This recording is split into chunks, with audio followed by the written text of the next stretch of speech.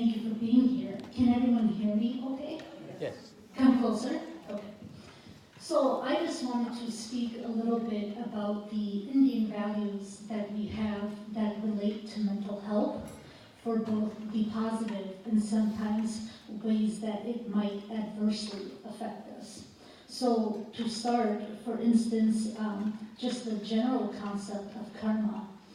In a way, after the tsunamis occurred in South India in 2004, they actually showed that Indians reported much less stress than they would have expected because of karma, that people were able to believe what happened was fated, so they were able to digest that in a more easier manner where they weren't resisting against what happened.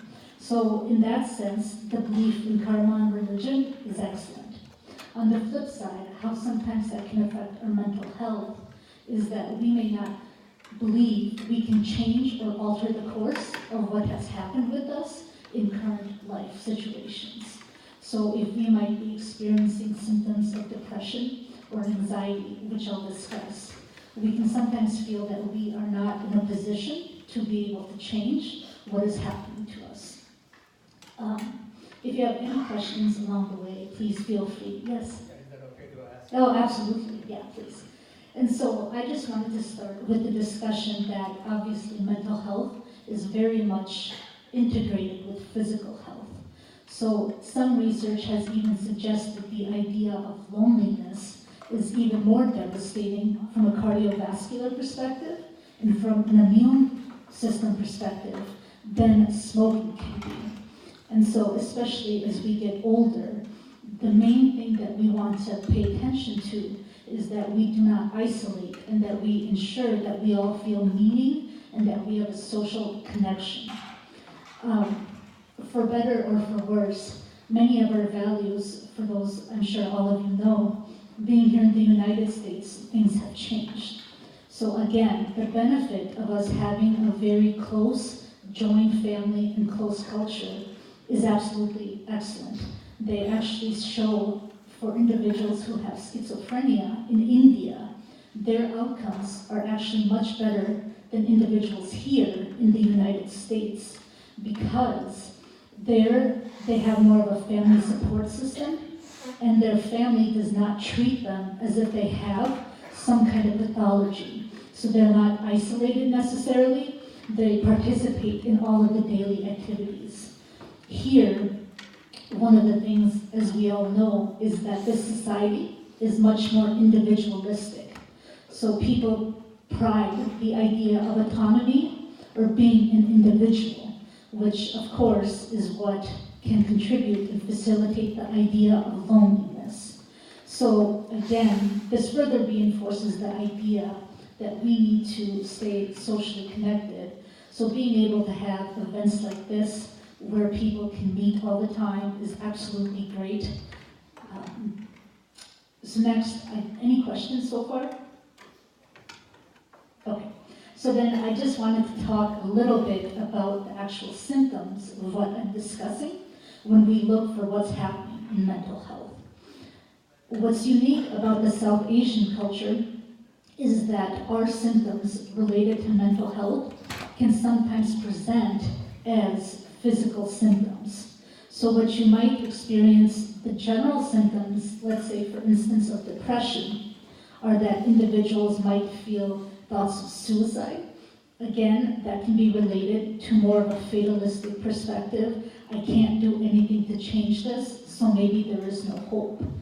Unfortunately, in our culture, we may not often talk about this. Another thing would be if you lose interest in activities that you usually enjoy doing. So if somebody stops, let's say, exercising, or if people start to isolate, that becomes a concern for us. Low energy can also be a concern. And again, the interplay between physical health and mental health, there's many physical conditions that can contribute to low energy. So that's why we always want to make sure we're attending our annual physicals and exams, because there's plenty of physical diseases that can mimic or also cause depression and anxiety. what we also look at is problems with concentration. So this goes a little bit further into the idea of dementia and Alzheimer's, where you might see that individuals are forgetting day-to-day activities that they are, and that what's really important to remember is it's normal to forget names throughout the day, let's say, or certain dates. My mother interchanges my sister and my name all the time, and will call me Neha instead of Sonal. That's okay. So, but what we look at is that there becomes a functional impairment. And what do we mean by that? We mean that you can't participate or function on a day-to-day basis because these cognitive, related to our brain, their impairments are so bad. So for instance, as far as visual motor difficulty, people might have problems putting the key in the ignition. They might have a delayed reaction time. So if you're driving and you're supposed to put the brake on, the connection between our brain and the fact my brain says we need to put the brake on, and then the actual execution of applying the brake, if there's a gap between that, sometimes that can also lead us to know that there's concerns. We also look at irritability and aggression. Again, we all probably experience that, but if it becomes that we're continuously frustrated by very small things, or that we can't get our sentences out or words out, that can be of concern. One of the best parts of research when it comes to Alzheimer and dementia is actually the use of music.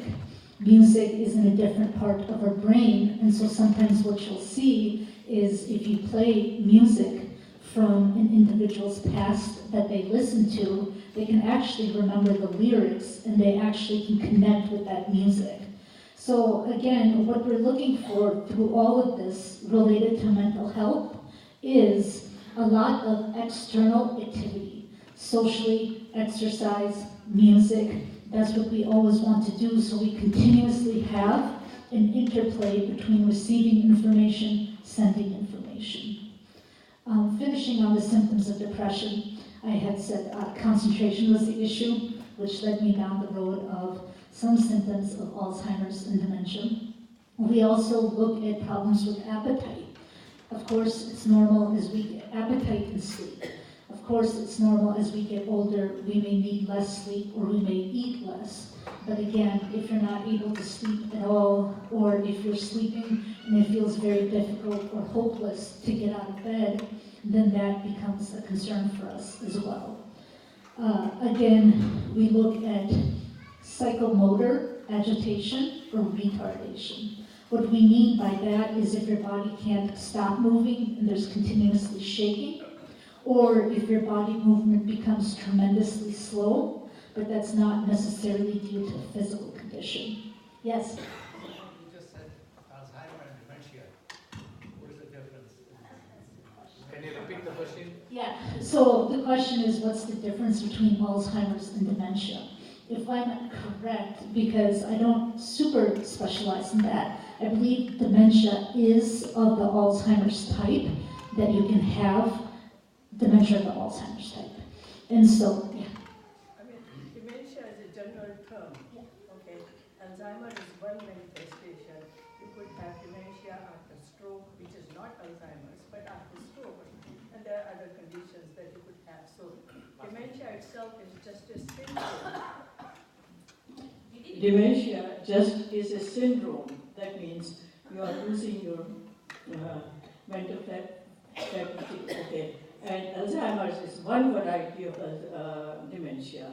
And you can have dementia after stroke or some severe accident or something like that. Or hypothyroidism and depression. Depression is a major factor when you eventually end up as having dementia. Thank you. Thank you very much for clarifying. What's the difference between Parkinson's. Parkinson's is related more to a mobility disorder, so that's where you'll see people who are shuffling when they walk, or there's a lot more tremors and shaking as they're moving. And so a lot of this, I'm sure as you all know, is treated with medication. There's a certain medication, but if we are not, and the big picture about all of this is that sometimes it's not so much the mental health that's the issue, but it's the stigma that we have around the issue. So what we see is that we are a very image and education-oriented society. The biggest problems that you see in South Asian culture is problems with communication, control, marriages within the family and dynamics such as that, and then the expectations that come along with our society. So again, treating the depression or anxiety may not be as difficult compared to what can really debilitate a person, can be the expectation from society or from the family that we should not talk about this, that we should keep it hidden, that we should keep it private. And that's what leads to more isolation of the individual. And you would not do the same thing, for instance, if a person had a physical condition of, let's say, they needed dialysis for their kidneys. We wouldn't necessarily keep them isolated or experience shame about the fact that we expect that there's something wrong with this person and they should be able to fix it, or we don't want people to know about it. So the more that we can actually talk about the realities as we get older, I think that just makes it very important for us. There's not an easier way to be able to say that. Any questions? Yeah. First of all, thank you so much. I'm so proud of you. You like to talk about the strengths of our culture, which you are so right. And for example, I really look up to this friend from the temple, and I just saw them after maybe almost a year and a half. How can we as an Indian community not like encroaching on their privacy or whatever, reach out and even go visit them or make something like that? Like this is great. Like I asked Auntie that they were able to take, ride, which is arranged and come here. So from your education and experience, how would you recommend these kind of tips, how to reach out to people? Like you said, loneliness. Our kids don't live here, right? And there are some private stuff we may not tell people we see more often because we feel kind of violated. I don't know how you want to address that. Thank you. That's actually a very good point compared to in India when I've been there with my family. People come over day and night, whenever they want, suddenly at 11:30 at night, at 7:15 in the morning, all throughout the day. Here, there's a lot more formality about how you schedule to meet with people, which goes back to the idea of the individualism. I think there's a big difference between two concepts of sympathy and empathy. What we're looking for is the idea of empathy. Empathy is more of an equal perspective. I can also feel really down during the winter time. We should go get some coffee or we should go out together. Sympathy is essentially, if you view it as a whole and somebody's stuck, you're looking down at them saying, wow, I really feel bad for you. That's really bad that's happening. And so nobody really wants sympathy. What we really want is empathy, to treat each other as equals and not further pathologize or stigmatize individuals for what is going on. So I think a great way would even sometimes be taking the focus onto you. I'm feeling really stuck during the winter. I don't like being inside. Would you like to go with me to the mall to go walk? So instead of making it always about that person, saying you really seem depressed, you seem, much more withdrawn, saying it more from an equal position, if that helps. Yeah. Can you please comment on seasonal disorder, evening? So that's very prevalent. Again, part of depression is related to vitamin D, which comes from the sun. So you can see, by the time we go to work in the morning and we come home, the sun has already disappeared and it's nowhere to be seen. Or on Sundays, you don't see the sun at all. So the seasonal affective disorder is what we see happens when, again, the physical interplay of mental health and physical health is low vitamin D. So we feel more depressed, we feel more sluggish, and we feel more likely that we're going to just stay inside and withdraw and isolate. So they do have things called an SAD light. That's a seasonal affective disorder light, which through your primary care doctor you can get. And it's essentially a light that you sit under at home for about 20-30 minutes a day, which can help with your mood. And so what's also unique, like I said, because of the physical manifestation of symptoms, is that we may not want to go see a psychologist or psychiatrist, which is very ironic because 1 out of, I think, 5 people in America is a doctor. So we have such a high prevalence of psychiatrists, psychologists, and doctors, yet there's also a big stigma to going to see them if we're on the opposite end of needing the service. But seeing your primary care doctor is a great example of being able to go share your symptoms and kind of what is going on. And with, I would say, seasonal affective disorder, if you're staying inside, a really big component is getting some form of exercise and again connection and creating an environment where you feel good at home. See, what is bipolar?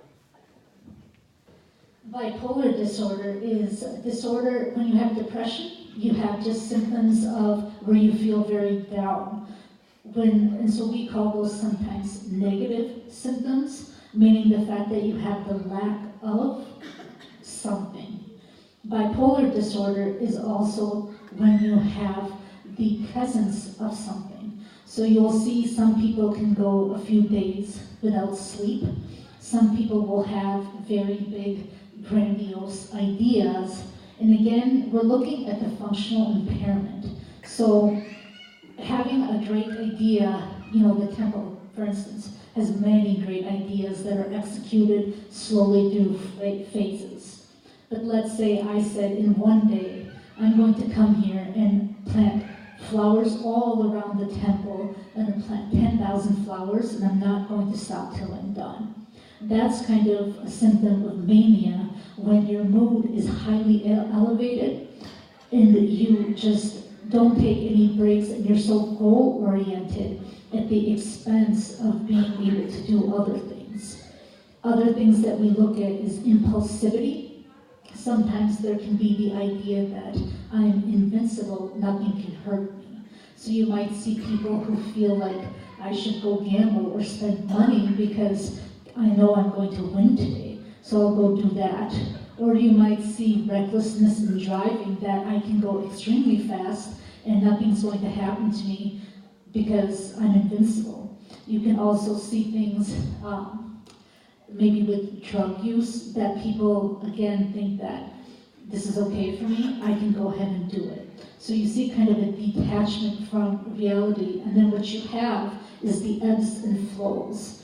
So bipolar 1 is the more extreme, bipolar 2 is the less extreme. One of the main differences is that bipolar 1 would require hospitalization.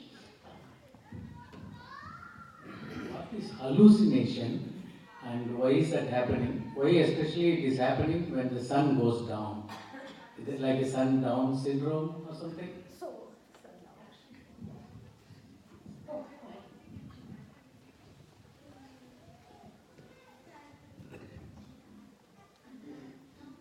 Sometimes dehydration is a big problem between the seniors, because we were in Florida one time and my husband was acting up so strange and we didn't know what was going on, so we come back and he was diagnosed with dementia and Alzheimer's. But what I found out, it was too much sun in there and he was not getting enough water, so he was only dehydrated.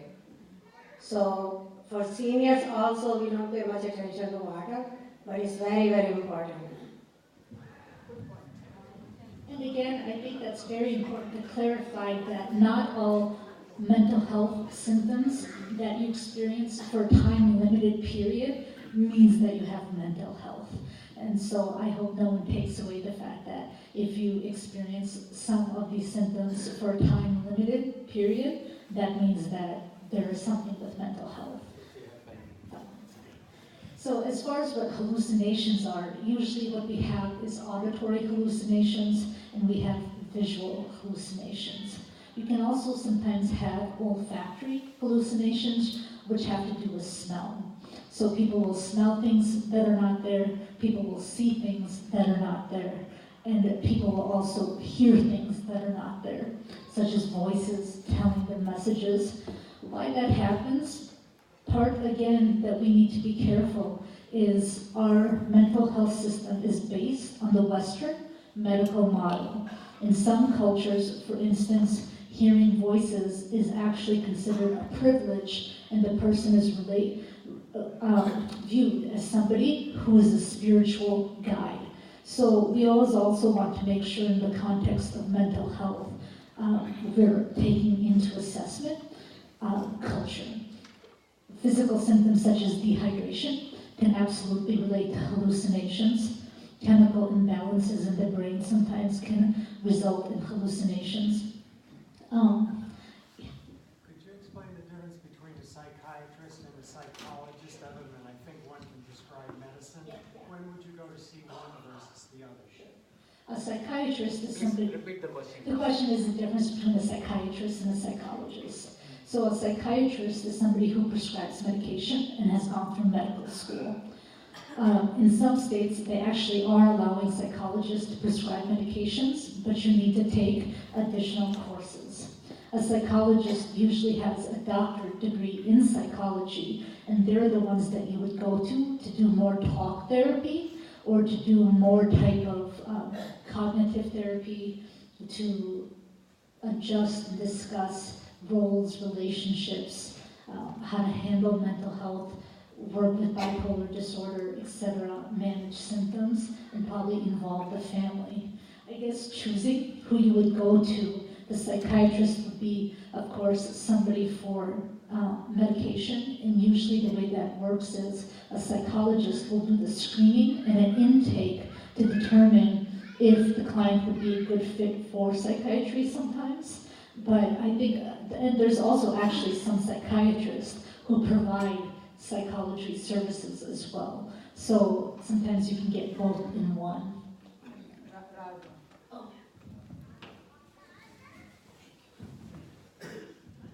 So thank you so much, and I have a question for you that as part of the SCS senior program here, many of our seniors may not be able to say something today in a group, but if we are feeling some kind of stress and emotions and whatever goes in daily life, are you in that case able to take a call on those? Are you able to do that? So I think I have a few minutes left. Are you okay if I just go a little bit over? What is your next program? It's a bhajan and open discussion for next program. Okay. So I'll just wrap up any questions that we have. I'm more than welcome to take any questions. I know confidentiality is always a very big concern. Am I going to go say something to somebody? My sister is obviously part of the temple. My parents are an active part, but I can guarantee you that I take this extremely seriously, that I don't ever share anything about anybody. I have worked with people in our community. Nobody knows who, nobody knows why, nobody knows when, and that's the way I prefer to keep it. And I also think the best thing is, if you are connected to the temple, or I know you in some capacity, I would make sure that you have an appropriate referral to somebody else that I trust, or I could answer any questions about what are the best services. The very last thing I just wanted to talk about is alcohol use. I think if I know correctly, India consumes about 50% of the world's whiskey, I think, which is a lot of whiskey, but I would not be surprised. And so, maybe more, yeah, exactly. And so, yes, I also know we have over 1 billion people, so that accounts for it too. But what we also see, like I said, physical symptoms in men and women is also the internalization, where it becomes difficult to share our experiences. growing up, many of us weren't socialized to share our experiences. And so if we're having stress or something, so sometimes people can drink to suppress their feelings. And that's also times when you can have hallucinations or delusions, sometimes if you have trauma. Again, having a few drinks every night is not a bad thing. If you can tolerate it, there's not a functional impairment. But to the point that you're drinking to avoid something and not think about something is what's really important for us. Can exercise can help? Oh, Exercise. absolutely. I think the key thing is, yoga has been so commercialized here. Repeat the question. Whether yoga can help. One of the things we look for is you have kind of the middle part of your brain, which is where you have something called the amygdala, which is related to emotions and processing. The front part of your brain is more related to motor and cognitive and higher functioning. So yoga is an absolutely excellent way to be able to activate that top part of the brain. Sometimes, unfortunately, no matter how much yoga or exercise or prayer we do, we may need some additional intervention, just the same with physical concerns. So if somebody has, like I said, needs kidney dialysis, I think yoga, prayer, meditation, exercise are great ways to supplement treatment that is probably needed. So.